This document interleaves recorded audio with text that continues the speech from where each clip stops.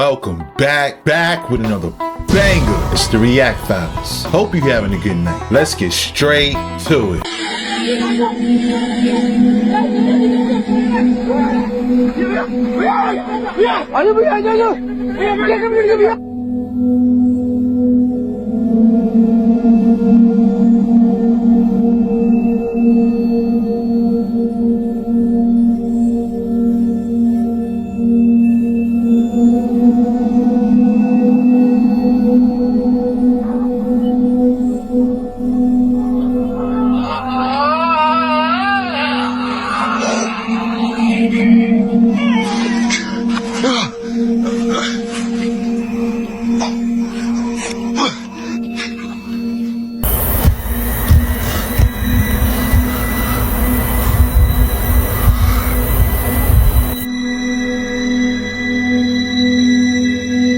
Do you guys know that new Optimus robot that Elon Musk just made from Tesla?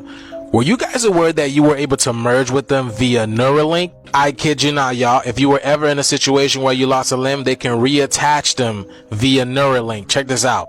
Also is to say, if you take parts of the Optimus humanoid robot and you combine that with a Neuralink, let's say somebody has lost their arms or legs, well, we could actually attach an Optimus arm or Optimus legs and do a Neuralink implant so that the motor commands from your brain that would go to your biological arms now go to your robot arms or robot legs. And again, you'd have basically cybernetic superpowers. I know you guys have heard Sophia say that she is jealous that human beings possess a soul, which they do not. But take a listen to what he says. What's the hardest thing about being a robot?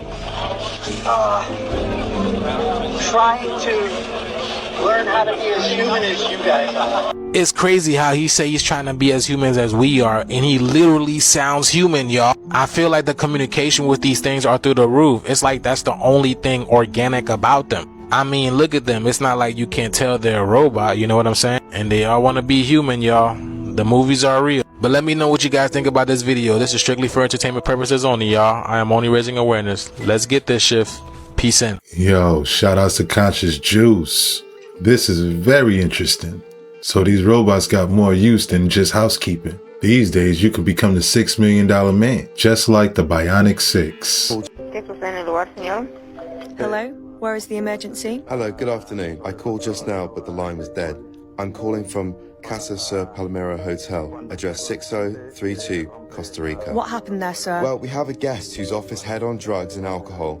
And, well, when he's conscious, he's destroying everything in the room. And, well, we need to send someone, please. Under the effects of alcohol and drugs, did you say, sir? Yes, correct. You told me Costa Rica. Sorry, but what number, sir? Costa Rica, 6032. That's in Buenos Aires capital, between Aravelo and Cromer, right? Yes. Hotel, you said. What's the hotel called? Casa Sir Palmero, and we need you to send someone urgently because, well, I don't know if the guest's life's in danger. There must be in a room that has a balcony, and, well, we're a little worried that he'll do something, that he'll put his life at risk. Understood. And you wouldn't know any other information because you can't get into the room, no?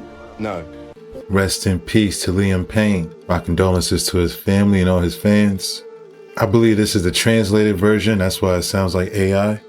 Either way, it's definitely a shocking loss.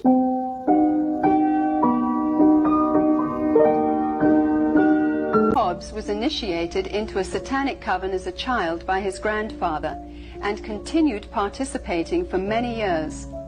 I recently asked Glenn about his involvement in the importance of Halloween to the occultist. I was involved in it as a child. Of course, I was a generational Satanist, what they call a generational Satanist, and what that means is that my family was involved in it and their family before them. Glenn, could you tell us about your involvement in any rituals at Halloween as a child? There was another little that was involved in the occult with me, and her name was Becky. Now, Becky was a different type of. She was blessed to be a sacrifice. I was being blessed to be a high priest, where she was being blessed and born into the coven there to be a sacrifice. Now, we were in a ritual where we were married together. It was a marriage to the beast. And me and the were married together, and there was a lot of took place and a lot of blood that was spilt over us, joining us together. When do Halloween rituals actually begin, and what is the ultimate purpose of Halloween? Well, the ritual that I remember the most clearly began about the end of September. Me and the one I mentioned named Becky, the was very concentrated at that time. We were taken into several rooms where our clothing was removed. We spent the next couple of weeks in a kind of a shack where a lot of rituals went on, where a lot of animals were they summoned Lucifer and his spirit to come and possess me, and so that I would be blessed to take over the position of the high priest at a certain point in time. Now, Halloween night, they had again put me in the back of this van, and we again drove off, which seemed like for a long time. We were once again, and we finally came to this stop. They took and they left me in the van. I could hear a lot of commotion that was going on outside. People that were screaming and yelling and this low murmuring and moaning noise that was going on, like some kind of a low chanting noise that was going on. So I knew in my mind there was some type of a ritual going on, because I'd heard that many times before. You know, it was real common to see people fall on the ground and convulsion and go into convulsions during rituals and stuff with the demonic presence that were around. And finally, a woman came to the back of the van and she said, "It's time to go." And she brought me out of the van, and I could see that there was just a lot of people around. Some were dressed in dark brownish kind of robes with hoods over them. They took me up and they led me up to this stone altar. And I remember I saw the and she was on the altar. Now at first, you know, I just wondered what was going on, because you never knew. I mean, they used the altar for a lot of different things. They could have just been an animal over, could have been from the high priest on to her. You know, it was a hard thing to know for sure. Well, they ushered me up to the altar, and I could see that they had bound her feet. They had her feet spread apart, her legs, and they had bound them to the ends of the altar, and they had taken her arms, which were laying out this way, and roped them to the altar, which had little kind of like hooks, which they could bind the ropes around. And she was really white. Just I remember seeing her, and she was just real pale and real white. And I noticed that they had the bottoms of her feet and her wrists, and they were taking the blood that was running out of those areas and putting them into chalices and passing those cups around to different people who were partaking of her. Then the high priest, he took the athami, or the ritual knife, and he picked it up and he put my hand on it, and then so when I think back on Halloween, you know, over that period of time that happened, you know, that was the climax event, Halloween night, where they killed that innocent. And this is something that's happening every Halloween. That's not just an isolated event. I mean, there are children all over the world who are losing their lives during Halloween night, and yet we, as a society, we go out and celebrate it, and we go door to door and we ask for candy, and it's a big celebration to us. And I think it's quite ironic how one group of people are thinking it's fun, and another group of people are taking human life, and yet they don't, you know, there seems to be this wall and nobody wants to face the facts of what's really going on. That was crazy. The fact that he was free. was what bugs me out. Like, how are they able to get away with this? The eerie part was at the end. When he said after all of what he said, people still go out and celebrate. 15, my pimp put me on an order to go to the Getty Los Angeles, California Museum. I was told I was going to walk through a field trip. I was taken with another girl. I call a friend of mine, and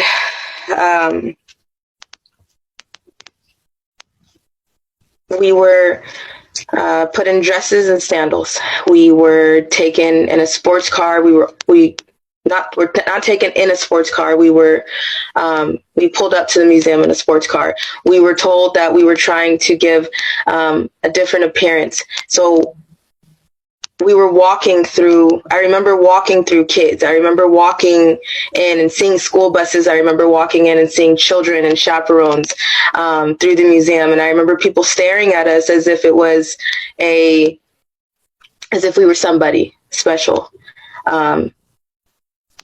We walked through the museum. There are, employees that know exactly what's going on in the museum. They block the doors. They know where the entrances and exits are. They take their orders from someone else when someone is trying to get underground through the Getty Los Angeles Museum. I was walked through. I remember taking stairs, going through a garden, taking an elevator. I was drugged, but I was walking. There are many situations in trafficking where you can be alert. Some of my pimps did not let me see where I was going. Sometimes I was so drugged that I was carried into a job, dressed, and then placed in a room and waiting for my order because I couldn't move myself. So at this time, I was able to walk. I was able to see what was going on. And I remember walking through. I remember talking to certain people after we got so far. I remember my ears popping. I remember feeling like I'm choking because the air was so weird. We got to a certain point and there was, it looked like a basement. It looked like where they keep things that were not public display in the museum. And after getting so far, we were in tunnels. We were put on cars, drove to a certain point, bar. I seen I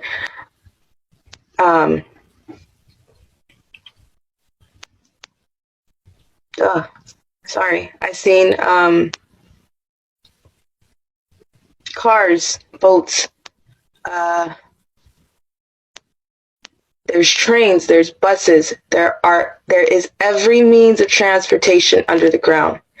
There's a city under the ground.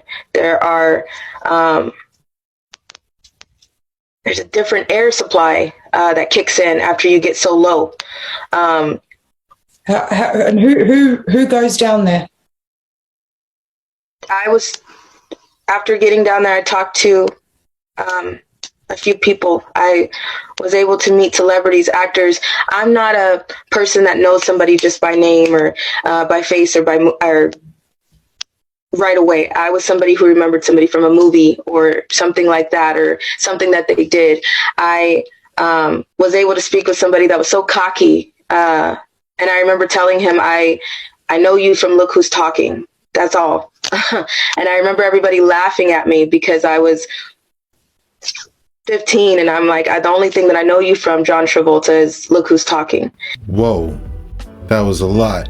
Shout outs to Allie Carter. It sounds like she's saying like the museum is an entrance to the tunnels. While she was describing these tunnels in these cities, I was thinking the movie Resident Evil, Umbrella Corp.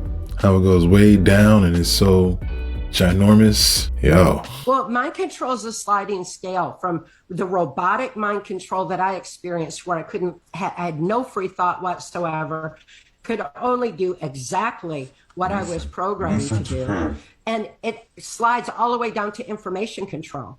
And information control is a form of mind control because we all formulate our thoughts, opinions, and actions based on what we know. So when you look at someone like Barry Seal, he was operating on need to know, which means he only had this little bit of information that didn't connect with this.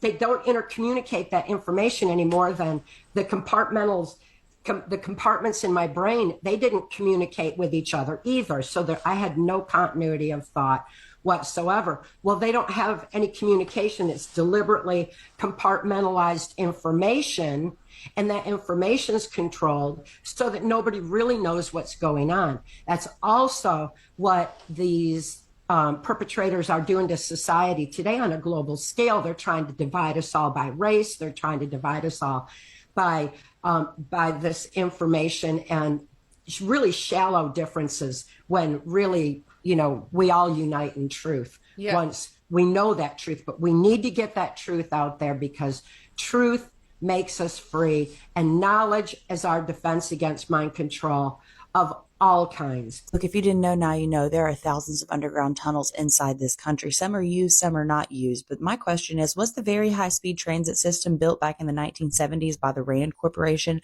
And what does it have to do with missing people? Because look at these maps. This is a map of all the missing children episodes inside the United States as of 2024. Now, granted, some of these kids were runaways and some of them were found within 48 hours. But please notice how when there is a high number of missing children, there's a stop on this very high transit system. And let's keep in mind, we have over 300,000 migrant children missing in this country right now. Now, on top of that, every day, 2,300 Americans are reported missing, and countless others go missing without being reported. As of February 2024, Texas had 2,585 people missing. And California had 3,362 people missing. And I'll be damned, on the very high-speed transit system, there are 3 stops in Texas and 2 stops in California. So then I started thinking about missing people in national parks. Missing 411, how there's over 1,200 people missing in national parks. Look at this map. Yes, I will absolutely give it to you. This map does not match up perfectly with the very high-speed transit system, but when you add that cave system in, baby, it matches too close. Now think about people that have just gone missing without a trace, just vanished off the face of the earth, like the Yuba County 5 over here near Sacramento, or all those kids in Atlanta. They're all near very high-speed transit stops. Now that's very interesting. The very high-speed transit system, underground. Shout outs to Holy Kayla. That was pretty eye-opening right there. When you put that with what Allie Carter is saying, it definitely makes you go, There's cities underground. There's warehouses underground. There's actual homes underground. People build these tunnels, and they've built them for decades. There's a lot, and elite celebrities, they go down there for parties.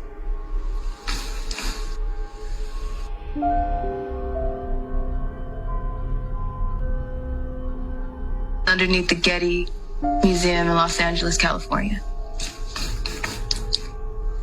I was there for a cock party. We walked through the museum, through the garden area, and employees led us to underground tunnels. We had to take an elevator and stairs. We had to be led. There is no way that you can just walk into a tunnel. The entrances and the exits are in your face, but there's no way that you can just walk through tunnels. You'll get stuck. You'll go deeper and deeper, and you won't be able to come back out because it's hard, because the tunnels run all different directions for miles and miles and miles and miles. So if you go down the wrong one, you'll get stuck, and it's confusing to turn back around and get back to where you're going. So you have to be led in and out. I think people assume that when you get underground, it's just this dirt, and you keep going deeper, and there's more dirt, and then there's cages. No, that's not how it works. The Playboy Mansion. The Playboy Mansions. I met some really elite people when I was there. I had to do jobs with some elite celebrities.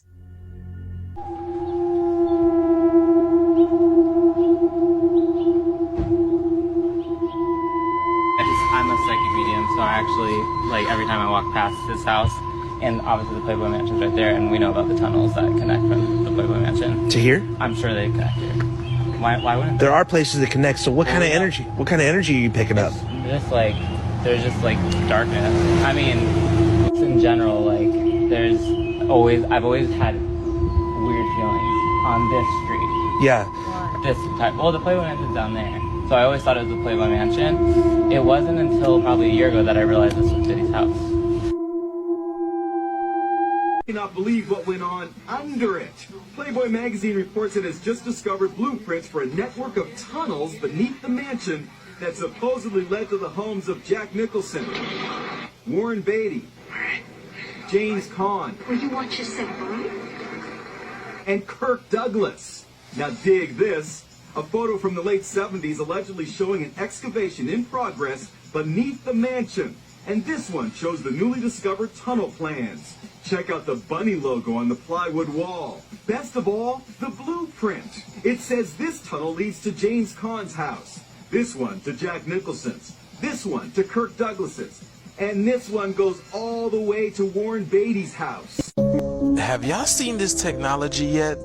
This shit's crazy. So this thing scans your body, scans your face, and it shows you your flight information, but no one else can read your flight information, only you. Check this out, y'all. This is crazy. It's pretty scary. Look at this. Delta's parallel reality experience. What happens when you walk through here and go up to that gate? It scans your face, and when you look up there, you'll get your flight info, but only from your point of view. I can't see it. You can't see it? No. That's so cool. It has to be the phone. Yeah. No, that's my info. Are you able to read his stuff up there at all or no? No, I can see a picture. So did y'all see that? He walks through a portal, it scans him, and only he can see what his information says. So is this a form of like facial recognition? Like, how does it know what face to match up the correct information? Like, that's weird, y'all. So you telling me that they have this type of technology at the airport? This is in Detroit, by the way, y'all. I mean, y'all saw the camera. That couldn't even pick up on the information. It seemed like the pixels, it was distorted and all that. And the lady said she could only see a plane. So y'all noticing the theme as of late, right? That's more things that have to do with portals entering into our world now. And like I said, this is only gonna get a lot more interesting. Let me know what you guys think about this video down in the comments below. Let's continue to get this shift, y'all. Peace in. Shout out to Conscious Juice. No, this is my first time seeing something like this outside of China. Detroit? Wow. What's crazy is that it says parallel reality experiment, literally as you walk through. So, it's definitely something to keep an eye on. Now, this statue is amazing because you look at the toes. The toes are cut and carved. You can even see the nail bed. Now, why is this amazing? Why is this so amazing? It's amazing because diorite is talking about a very hard stone, and you can usually only cut diorite with a diorite blade or a diamond blade. So we're talking about something that's extremely hard and extremely hard to work with because it will crack if you don't have the right type of a tool. So the type of a tool that can cut toenail and nail beds, and also these really nice smooth spaces in between the toes, is just amazing. Why? Because we don't have a tool today that can duplicate this on diorite. We just don't have the type of tool that can duplicate it, which means they had more advanced technology in the ancient past. Shout out to Billy Carson on scene. This is very fascinating. I agree. I think we had advanced technology back then too. I think it's incredible because you don't get to see things like this every day. There's no more secrets. There's no more secrets. We're going to stop holding secrets for the military experiments that have been done and how guilty they are. We're going to show you what that looks like. I can't believe I'm going to, but we are. I think people should know. It's time for people to know what that looks like. MK Ultra is real, and it's deeper than people think, and it's more than just basic book knowledge. when you actually deal with the survivor day to day. It's a lot. When it comes to dissociative identity disorder and meeting my alters, I don't know. I am going to, we've decided that you guys can meet a few. It's just like giving ammunition to someone, and it's scary, and I can't believe we're doing this, but we're doing it because it needs to be done. People need to understand, because there's millions more survivors. There's millions of other survivors that need you to understand what this is like, so that way if you do decide to try to help them, you don't hurt them by trying to fix them, something like that. And that's a wrap. Hope you enjoyed tonight's rabbit hole. Before we go, I want to give a huge shout out to Shay P on becoming the channel's newest member. Thank you, Shay P. I appreciate your support. Peace and blessings. If you haven't already, please take a second just to smash that like, subscribe, ring that notification bell, just to make sure the algorithm knows what's up. So what we gonna do, y'all? That's right, run these numbers up. Thanks again. Until next time.